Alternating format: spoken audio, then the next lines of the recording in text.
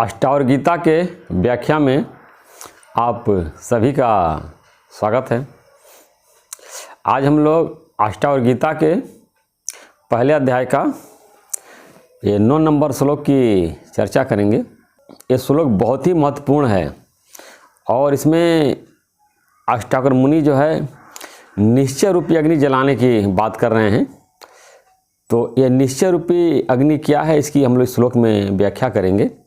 जैसे गीता में आता है ज्ञान रूपी अग्नि कि भगवान कृष्ण जो है अर्जुन को उपदेश दे रहे हैं कि ज्ञान अग्नि जब जलती है तो हमारे अंदर के सारे कर्म भस्म हो जाते हैं। तो यहाँ ये निश्चय अग्नि के बारे में बता रहे हैं, निश्चय रूपी अग्नि। तो ये निश्चय रूपी अग्नि क्या है, इस हम श्लोक में चर्चा करेंगे। ये श्लोक इस प्रकार है। मैं एक अति शुद्ध बुद्ध रूप हूँ, ऐसी निश्चय रूपी अग्नि से अपने अज्ञान रूपी वन को जलाकर तू शोक रहित होकर सुखी हो। तो ये कह रहा है कि मैं एक हूँ और अत्यंत शुद्ध और बुद्ध स्वरूप हूँ। तो मैं एक मतलब कि आत्मा, ये शरीर नहीं, मैं अकेले एक, ये आत्मा की बात की जाती है कि मैं एक हूँ और अत्यंत शुद्ध हूँ और बोध स्वरूप हूँ।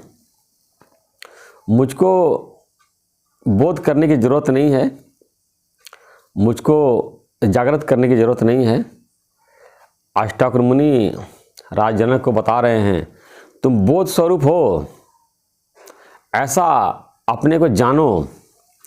अब बता रहे ऐसा निश्चय करो, इस निश्चय रूपी आग अग्नि से अपने अज्ञान रूपी वन को जला दो। तो जब हम निश्चय करते हैं, हमारे सत्संग में बताया जाता है कि निश्चय करना, ज्ञान में सब बस एक ही काम है। जैसे सांसारिक लोगों ने आपको निश्चय करा दिया है कि तुम रमेश हो, महेश हो, सुरेश हो। ये शरीर जो पैदा होता है उसका नाम दे देते हैं और रमेश रमेश बुलाते रहते हैं। अपने को रमेश मान लेता है या महेश मान लेता है, उसको पूरा पक्का हो गया है।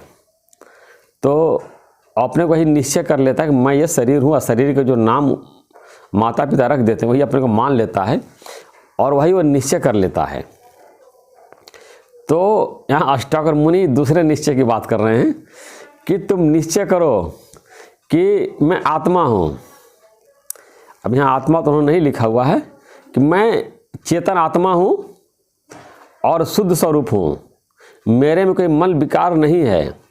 विषय विकार जो है ये सब अंतःकरण में होते हैं, मन में होते हैं, बुद्धि में होते हैं, चित्त में होते हैं, शरीर में होते हैं। आत्मा में कोई विकार नहीं होता है। बताते हैं कि देह में सब विकार होते हैं, गुरु देही से मुक्त करता है।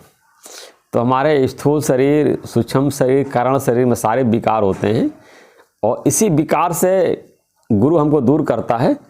और अष्टावक्र मुनि राज जनक को इससे दूर कर रहे हैं, बता रहे हैं तुम अपने को निश्चय करो कि मैं ये शरीर नहीं हूँ, विकारी शरीर नहीं हूँ, ये सूक्ष्म शरीर नहीं हूँ, कारण शरीर नहीं, मन नहीं, बुद्धि नहीं।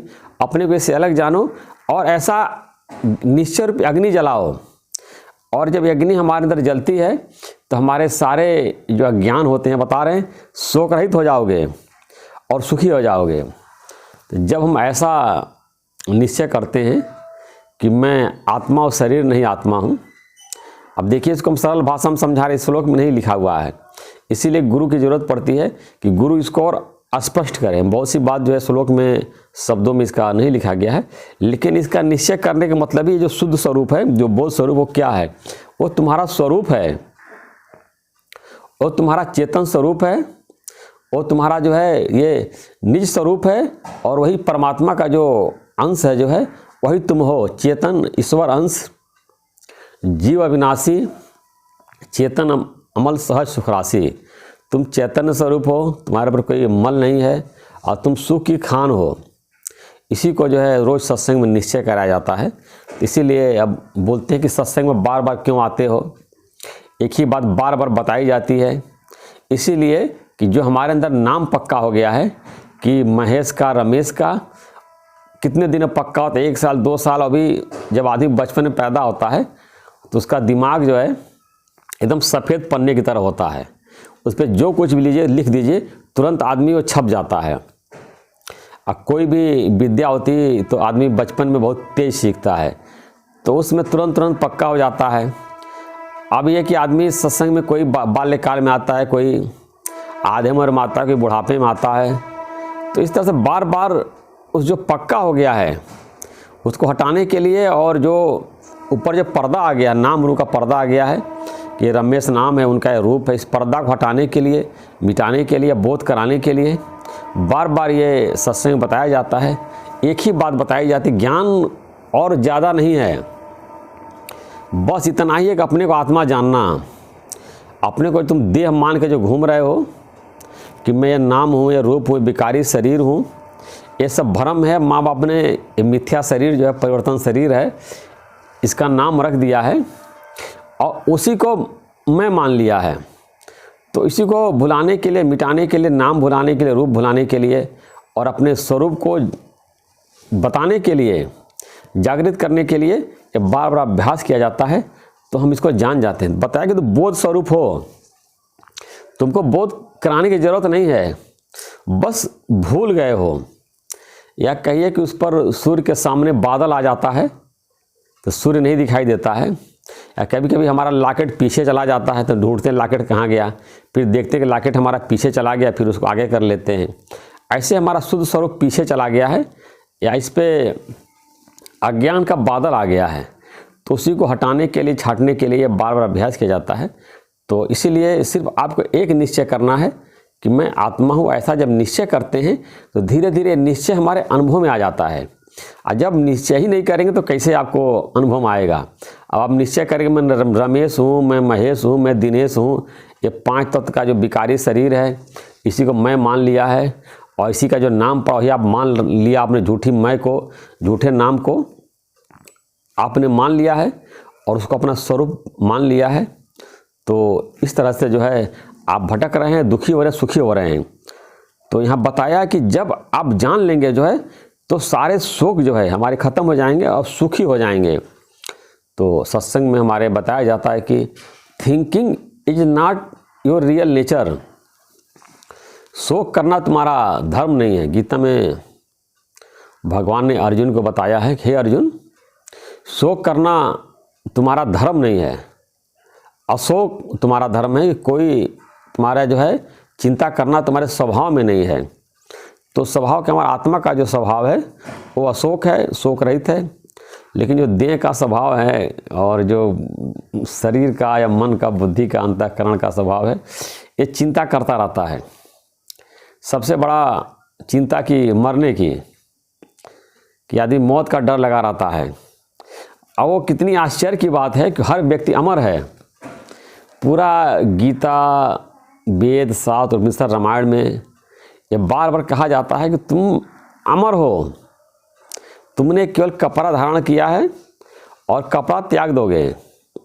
जैसे हम लोग कपड़ा पहनते हैं उसको त्याग देते हैं, जैसे गीता में जैसे मनुष्य जो है पुराने वस्त्रों को त्याग करके नया वस्त्र धारण करता है, वैसे जीवात्मा जो है पुराने शरीर को त्याग करके नया शरीर धारण करती है। तो आप देखिए कभी कभी हम पुराने कपड़े भी बदलते हैं, कभी कभी नए कपड़े होते हैं, अभी नहीं हम पसंद आता बदल लेते हैं। तो ये बचपन में भी शरीर बदल जाता है, जवानी में बदल जाता है, बुढ़ापे में बदल जाता है। एक्सीडेंट हो गया, कोई रोग हो गया, तो अब एक्सीडेंट हो गया तो चेहरा बिल्कुल विकृत हो गया, कोई अंदर अंग खराब हो गया।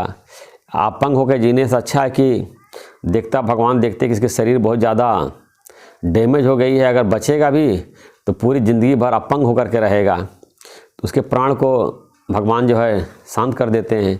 या कोई ऐसी बीमारी उसको हो जाती है कि वो बीमारी लाइलाज बीमारी होती है, और ये कि पता चलेगा बीमारी लेकर के व्यक्ति जिंदा रहेगा तो जीवन भर वो घुटता रहेगा और उसके जीवन से आनंद और चैन जो छीन जाता है।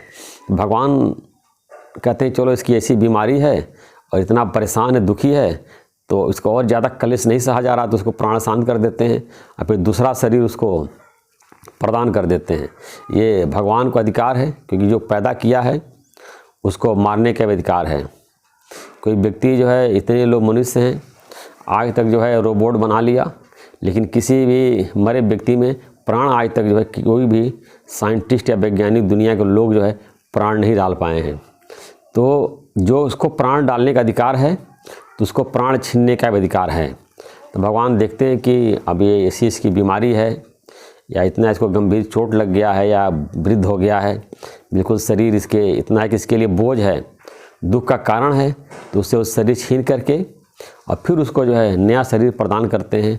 उसके ही अपने कुल में, अपने परिवार में, अपने रिलेशन में जैसी उसकी इच्छा होती है, जैसा कर्म होता है, व्यक्ति जन्म लेता है। तो सिर्फ जो है इस श्लोक का जो लास्ट है जो है कि निश्चय करना है क्या कि मैं आत्मा हूँ, बस मैं देह नहीं आत्मा हूँ, बस इतना ही ज्ञान, और लंबा चौड़ा ज्ञान नहीं है। तो जो अपने आत्मा का अनुभव कर लिया, जो अपने आत्मा का जान लिया, वो ज्ञानी है। और जो अपने को आत्मा को भूला हुआ, अपने को देह मान रहा है, अपने को रमेश दिनेश मान रहा है, वो अज्ञानी है। बस इतना ही ज्ञान है, इतना ही निश्चय करना है। बहुत ज़्यादा शास्त्र पढ़ने की और ज़्यादा शब्दों का इकट्ठा करने की ज़रूरत नहीं है, वो आपके लिए बोझ हो जाता है। बोलते हैं कि शास्त्र जो है घना जंगल है, उसमें व्यक्ति भटक जाता है। इसीलिए जो गुरु होता है, जो रास्ता जानता है, उसको मंजिल तक पहुंचा देता है। तो मंजिल यही है कि निश्चय करो कि मैं चेतन आत्मा हूँ, मैं ये शरीर नहीं हूँ। इसीलिए सत्संग में भी आता है कि खुद ही भटक रहे हैं मार्ग दिखाने वाले, लेकिन यहाँ हमारे गुरु जी जो है, हमारे सत्संग में लोग सही रास्ता का पता है और उस तक जो है पहुंचा दिया जाता है। और लेकिन जब इसके लिए जब रेगुलर सत्संग में आएंगे और जब हमारी ये इच्छा होगी अपने स्वरूप को जानने की, अपने आत्मा को जानने की, तो हम ज़रूर प्राप्त कर लेंगे। इसमें एक और कथा आती है। एक बार जो है दुर्वासा ऋषि भगवान कृष्ण के यहाँ आए और रथ पर जब अरे वेद शास्त्र लादे हुए उनके यहाँ पहुँच गए। भगवान कृष्ण देख करके उनको मुस्कुराए, कितने वेद शास्त्र ले करके रथ पे जो है आ गए हैं। तो उन्होंने कहा कि शास्त्रों को बोला जो है कि बोझ ढोने वाला जो है बैल जो है, शास्त्रों को कि आप बोझ ढोने वाले बैल हैं, सारे शास्त्रों का बोझ ढो रहे हैं। इस पे उनको गुस्सा लग गई कि ऐसा है कि जब मैं यहाँ से जाऊँगा, एक तरफ बैल रहेगा, एक तरफ तुम रहोगे, मुझको नगर से बाहर निकालोगे। तो भगवान कृष्ण जो है इसके लिए भी तैयार हो गए और एक तरफ बैल लगा उसमें रथ में और एक तरफ जो है ये भगवान कृष्ण लगे और नगर से उनको बाहर किया। इतने बड़े भगवान हो करके भी जो है एक ऋषि की बात उन्होंने मान लिया। अब बिल्कुल अपमानित नहीं महसूस किया। ऐसा तभी हो सकता है कि जब आपका देह अभिमान चला जाए और आज में आत्म भाव में आ जाएंगे। क्योंकि अपमान देह का होता है, नाम का होता है, रूप का होता है। आत्मा का कोई अपमान करता नहीं है, आत्मा कोई जानता ही नहीं है। तो जब ऐसे आप अपने आत्मा का निश्चय कर लेंगे तो कोई आपको गाली देगा तो सोचेंगे आप शरीर को गाली दे रहा है, रमेश को दिनेश को गाली दे रहा है, दूसरे को गाली दे रहा है, मुझको नहीं दे रहा है। तो अभी आगे श्लोक में आएगा कि ज्ञानी जो है ये अपने शरीर को अन्य शरीर की भांति देखता है। जैसे दूसरे का शरीर हमसे दूर है, ऐसे अपने शरीर को भी अलग देखता है, दूसरे के शरीर की बात को देखता है और अपने से इसको अलग जानता है। और ऐसा निश्चय करके जो है अपने वो अनुभव करके अपने सुख स्वरूप और शोक स्वरूप में अपने स्थित है।